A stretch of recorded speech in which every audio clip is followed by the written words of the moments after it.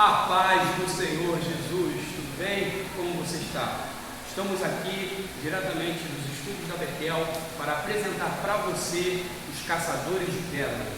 Eu, Diácono Vitor de Freitas, o meu amigo, Pastor Alberto Simas, estamos aqui porque Jesus disse para não jogarmos pérola aos porcos, porque sem essas pérolas todo porco pensa que é ovelha.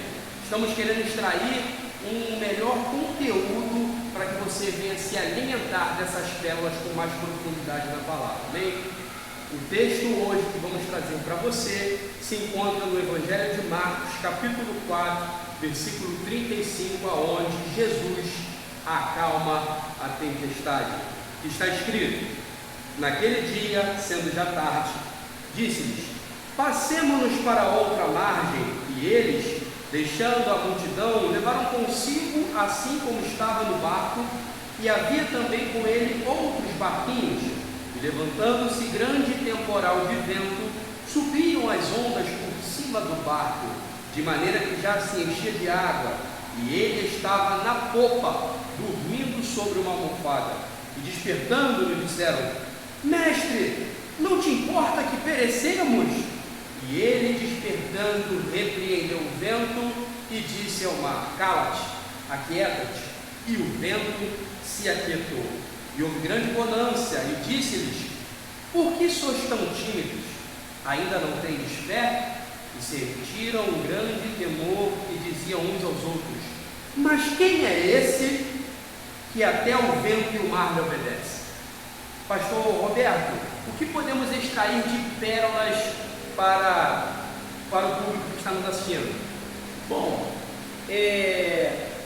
muitas pessoas, quando estão passando por provações, por sofrimentos, valorizam muito as tempestades da sua vida, os problemas, sendo que o texto diz que há alguns elementos que são grandes também em nossa vida, porque assim como se levantou aquele grande temporal, Jesus também tem uma grande bonança, tem um grande período de paz para nós.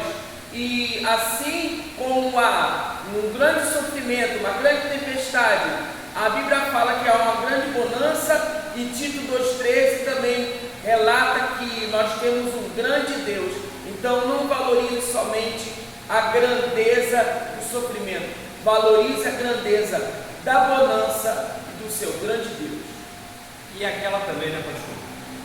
Mar calmo não faz bom marido.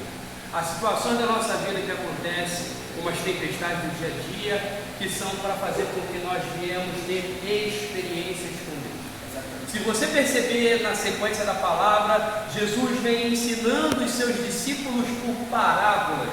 E logo em seguida ele diz: vamos para o outro lado, do mar da Galileia, ao encontro dos genezarenos ou dos gadarenos, de acordo com a tradução bíblica. E ele está no barco. Só que quando ele está no barco, me chama a atenção, pastor, é que ele está dormindo. Por que ele está dormindo? Porque os discípulos não estão conversando com o mestre. Assim como ele estava lá ensinando e falando a palavra, aqui no barco os discípulos se calam à conversa com o mestre. Será que a nossa ausência de conversa com o mestre produz essas tempestades que acontecem em nossas vidas? Também é uma pérola que nós podemos extrair desse texto, já que ele estava na popa, lugar aonde dá a direção. E será que ele ali estava sendo irresponsável? Jesus, por acaso, estava sendo irresponsável, ele estando na popa, no lugar da direção, ele estava dormindo? Claro que não.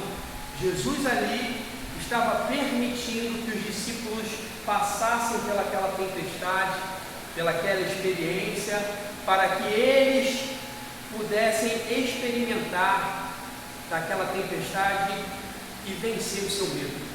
Porque no texto, o versículo 40 diz: por que sois tímidos? Em outras traduções, por que sois medrosos? Por que sois medrosos? Por que está com medo? E a palavra do Senhor diz também que o verdadeiro amor lança fora todo o medo. E a fé, ela é a ausência do medo. Porque enquanto o medo nos paralisa, o medo da tempestade, o medo da dificuldade, o medo das situações que nós vivemos, a qual ou nós procuramos, semeamos e estamos colhendo, ou o próprio Deus está permitindo que nós venhamos viver. Se nós passamos essas situações com medo, ficamos paralisados. Agora, quando nós passamos com fé, porque a ideia de Jesus permitir, porque quando ele fala aqui repreendendo, você repreende o seu filho porque ele está ali passando uma situação onde ele não deveria estar fazendo aquilo. Correto? Você não repreende seu filho falando assim, ó, não faça isso. Então ali o vento e o mar não deveriam estar fazendo aquilo, eu entendo. Quando ele fala repreende o mar e o vento se cala. Para quê? Para que ali os discípulos viessem aprender a ter fé. E outra pérola muito importante, o Diácono Vitor, é que Jesus queria também chamar a atenção ali dos discípulos, que o texto vai dizer lá em Mateus capítulo 8, no versículo 25, que quando aquela tempestade se levantou e os discípulos estavam vendo que estavam em perigo, se aproximaram de Jesus. Talvez essa tempestade que está se levantando, meu amigo, minha amiga, na sua vida, talvez seja para que você se aproxime mais de Jesus em oração, na leitura da palavra e assim por diante. Justamente. Outra pérola, não é só Jesus estar no barco, porque Jesus está no barco, mas o que eu vou fazer em relação a essa situação que se apresenta diante de mim, mesmo Jesus estando no barco, porque